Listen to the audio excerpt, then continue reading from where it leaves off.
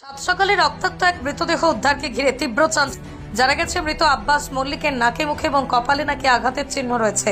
তাই এই মৃত্যুর পিছনে রহস্যের গন্ধ দেখছেন সকলেই।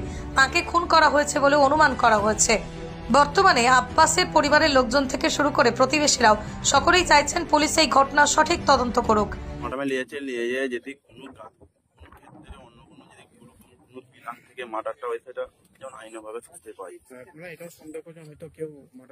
করতে পারে, হ্যাঁ, কেন ও কাজকর্ম করে 2000-1000 এনি টাইম টাকা থাকে।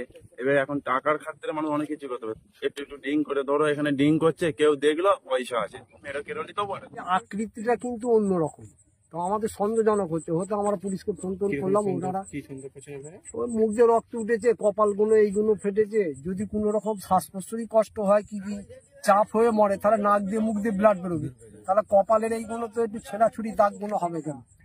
ওই জন্য আমরা বডিটাকে আর বাড়ি দিয়ে গেলাম না, আমরা পুলিশকে কনফার্ম করলাম যে প্রশাসন এসে প্রশাসন এটা দেখুক, পোস্টমর্টম হোক, তার উপরে আমরা এখন এই পর্যন্তই আছি। এটা আমার ভাই, হ্যাঁ, আমি ওর বড়দা।